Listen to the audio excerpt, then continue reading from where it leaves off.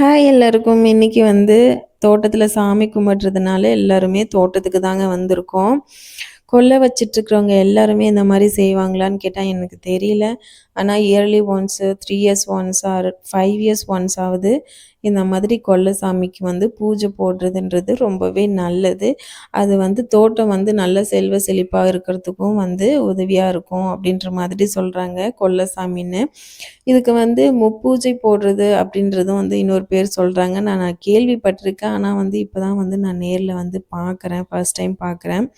So வீட்டுக்கு நெறைய relatives வந்திருந்ததுனால, வேதாக்கு ஒரே ஜாலிங்க. ஏன்னா அவளுக்கு ஈக்குவலா இருக்கிற 2 பேர் கிடைச்சிட்டாங்க. ஃப்ரெண்ட்ஸா கிடைச்சிருக்கிறதுனால, அவங்க கூடவே கை பிடிச்சிட்டு எல்லா இடத்துக்கும் சுத்திட்டு திரிஞ்சுட்டு இருந்தா.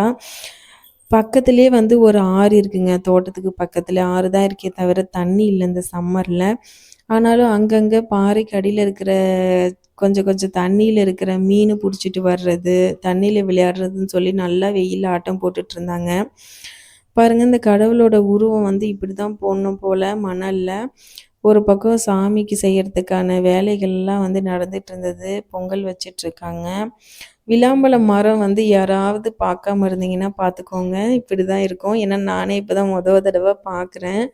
ரொம்ப ஹைட்டா இருக்குங்க. ஹைட்ல இருக்கு. நெறைய காய்கள் விட்டுருக்கு. பழம் பழுத்து கீழ விழுந்தா தான் நம்ம எடுக்க முடியும் போல இருக்கு. மணல்ல ஃபர்ஸ்ட்டு உருவம் போட்டிருந்தாங்க. அதுக்கப்புறம் மேல கரித்தூள் தூவிட்டுருக்காங்க. கொஞ்சம் பயங்கரமா தான் இருக்கும் போல. கருப்பசாமியாம். எல்லாம் முடிச்சுட்டு படைச்சாச்சு சாமிக்கு. படைச்சுட்டு பாருங்க நம்ம தலைவரும் ரெடியா இருக்காரு. பலி குடுக்கறதுக்கு.